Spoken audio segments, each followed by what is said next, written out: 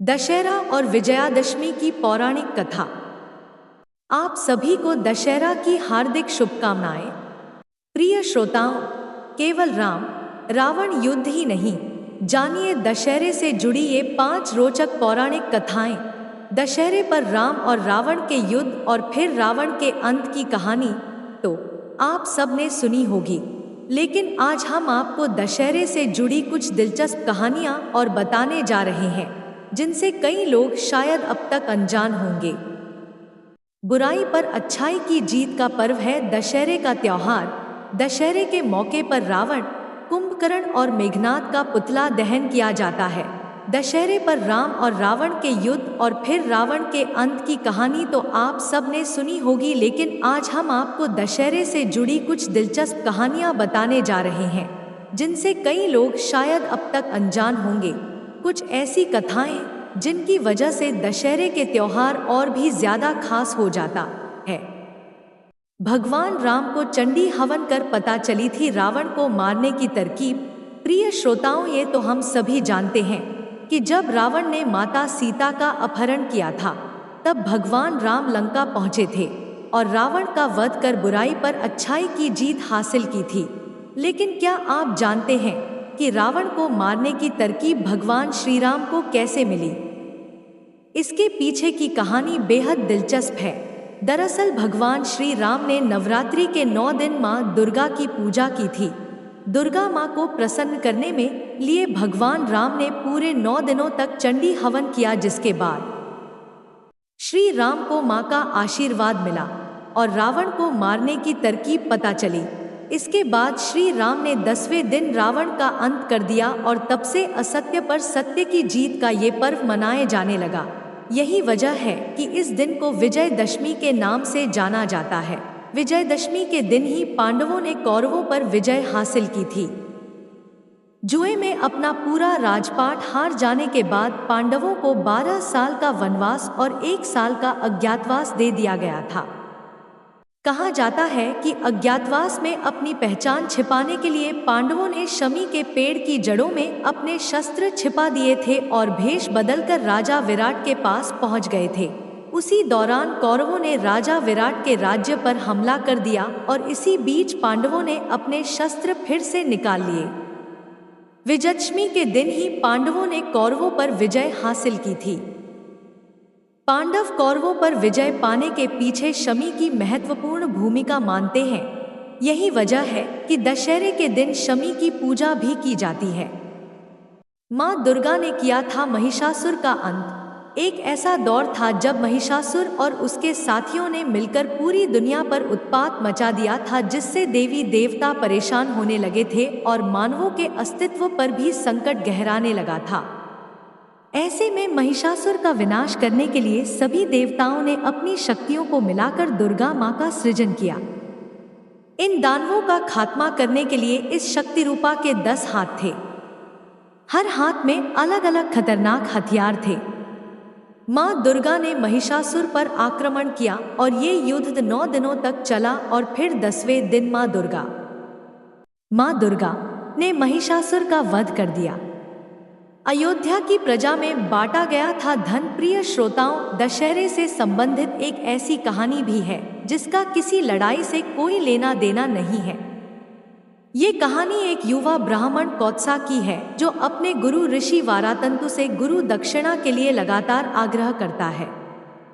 उसके गुरु ने उससे 1400 लाख सोने के सिक्के मांगे गुरु दक्षिणा में मांगे थे। कौत्सा ने गुरु दक्षिणा के लिए राजा रघु से मदद मांगी, लेकिन तब तक राजा रघु अपना सारा खजाना दान में खत्म कर चुके थे। खुद मदद ना कर पाने पर राजा रघु ने धन के देवता कुबेर से मदद मांगी और कुबेर ने उनकी मदद करते हुए वृक्ष के आसपास सोने के सिक्कों की बारिश करवा दी। इस पूरे धन को राजा रघु ने कौत्सा को दे दिया और कौत्सा ने पूरा खजाना गुरु के चरणों में अर्पित कर दिया। गुरु ने जितनी दक्षिणा मांगी थी उतनी ही अपने पास रखी और बाकी का धन लौटा दिया। उसके बाद बचा हुआ धन अयोध्या की जनता में बांट दिया गया। यही वजह है कि आज भी दशहरे के दिन आपाती वृक्ष के पत्ते बांटे जाते हैं। प्रिय श्रोताओं, मान्यता है कि माँ इसी मौके पर आई थी घर वापस। सती माता की मौत के बाद शंकर भगवान बहुत ज्यादा क्रोधित थे। अगले जन्म में जब भोलेनाथ से माता पार्वती ने शादी कर ली, तब शंकर भगवान राजा दक्ष से आंख नहीं मिलाते थे। उस वक्त भगवान विष्णु ने भोलेनाथ से आग्रह किया कि वो दक्ष को माफ कर दे। उसके बाद से ही माता पार्वती अपने पुत्रों कार्तिकेय, गणेश और 2 सहेलियों जया और विजया के साथ अपने माता पिता के घर जाने लगी, और तभी से माँ के इस प्रवास को दुर्गोत्सव के रूप में मनाया जाता है। अश्विन माह के कृष्ण पक्ष की दशमी को माता दुर्गा ने महिषासुर का वध किया था और भगवान श्री राम ने दशानन रावण का वध किया था।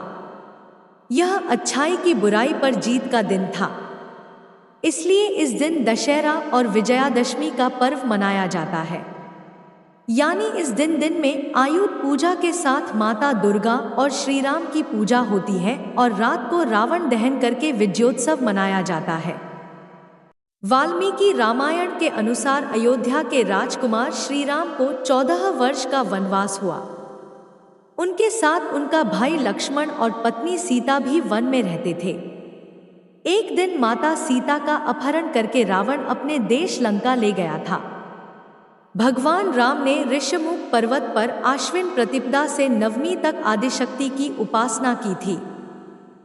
इसके बाद भगवान श्री राम इसी दिन किष्किंधा से लंका के लिए रवाना हो गए। प्रभु श्री राम ने हनुमान, सुग्रीव, जामवंत, अंगद और विभीषण की मदद से लंका पर हमला कर दिया। राम और रावण के बीच भयानक युद्ध हुआ। दशमी के दिन श्री राम ने रावण का वध कर दिया। रावण का वध करने के बाद से ही यह पर्व बुराई पर अच्छाई की जीत की खुशी में मनाया जाता है। प्रिय श्रोताओं, आइए जानते हैं विजयादशमी की कथा। रंभासुर का पुत्र था महिषासुर, जो अत्यंत शक्तिशाली था। उसने कठिन तप किया था। ब्रह्मा जी ने प्रकट होकर कहा, वत्स, एक मृत्यु को छोड़कर सब कुछ मांगो। महिषासुर ने बहुत सोचा और फिर कहा, ठीक है प्रभु।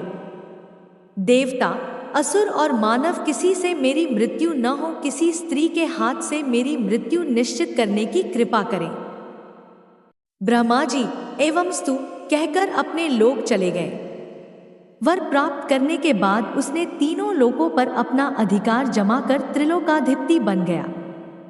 तब भगवान विष्णु ने सभी देवताओं के साथ मिलकर सबकी आदि कारण भगवती महाशक्ति की आराधना की। सभी देवताओं के शरीर से एक दिव्य तेज निकलकर एक परम सुंदरी स्त्री के रूप में प्रकट हुआ। हिमवान ने भगवती की सवारी के लिए सिंह दिया तथा सभी देवताओं ने अपने अपने अस्त्र शस्त्र महामाया की सेवा में प्रस्तुत किए। भगवती ने देवताओं पर प्रसन्न होकर उन्हें शीघ्र ही महिषासुर के भय से मुक्त करने का आश्वासन दिया। भगवती दुर्गा हिमालय पर पहुंची और अट्टहासपूर्वक घोर गर्जना की। महिषासुर के असुरों के साथ उनका भयंकर युद्ध छिड़ गया। एक एक करके महिषासुर के सभी सेनानी मारे गए। फिर विवश होकर महिषासुर को भी देवी के साथ युद्ध करना पड़ा। महिषासुर ने नाना प्रकार के मायिक रूप बनाकर देवी को छल से मारने का प्रयास किया, लेकिन अंत में भगवती ने अपने चक्र से महिषासुर का मस्तक काट दिया।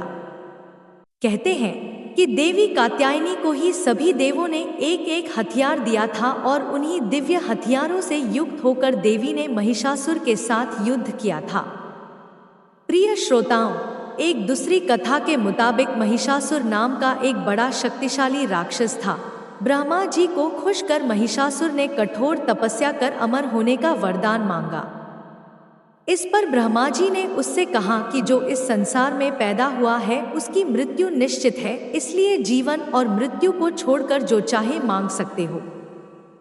ब्रह्मा की बातें सुनकर महिषासुर ने कहा कि फिर उसे ऐसा वरदान चाहिए कि उसकी मृत्यु देवता और मनुष्य के बजाय किसी स्त्री के हाथों हो। ब्रह्मा जी से ऐसा वरदान पाकर महिषासुर राक्षसों का राजा बन गया और उसने देवताओं पर आक्रमण कर दिया। देवता युद्ध हार गए और देवलोक पर महिषासुर का राज हो गया। महिषासुर से रक्षा करने के लिए सभी देवताओं ने भगवान विष्णु के साथ आदि शक्ति की आराधना की। इस दौरान सभी देवताओं के शरीर से एक दिव्य रोशनी निकली, जिसने देवी दुर्गा का रूप धारण कर लिया। शस्त्रों से सुसज्जित मां दुर्गा ने महिषासुर से 9 दिनों तक भीषण युद्ध करने के बाद 10वें दिन उसका वध कर दिया। इसलिए इस दिन को विजयदशमी के रूप में मनाया जाता है। महिषासुर का नाश करने की वजह से दुर्गा मां महिषासुरमर्दिनी नाम से भी जानी जाती है। हिंदू शास्त्रों में रावण दहन को लेकर ये कथा है कि श्री राम ने लगातार 9 दिनों तक लंका में रहकर रावण से युद्ध किया। फिर 10वें दिन उन्होंने रावण की नाभि में तीर मारकर उसका वध कर दिया था। कहते हैं कि भगवान श्री राम ने मां दुर्गा की पूजा कर शक्ति का आह्वान किया। प्रिय श्रोताओं, ऐसा कहा जाता है कि श्री राम की परीक्षा लेते हुए मां दुर्गा ने पूजा के लिए रखे गए कमल के फूलों में से एक फूल को गायब कर दिया। राम को कमल नयन कहा जाता था, इसलिए उन्होंने अपना एक नेत्र मां को अर्पण करने का निर्णय लिया। जैसे ही वह अपना नेत्र निकालने लगे, देवी प्रसन्न होकर उनके समक्ष प्रकट हुई और विजय होने का वरदान दिया। फिर दशमी के दिन श्री राम ने रावण का वध कर दिया। जय श्री राम। उम्मीद है यह कथा आपको पसंद आई होगी, तो प्लीज वीडियो को लाइक, चैनल को सब्सक्राइब करिए।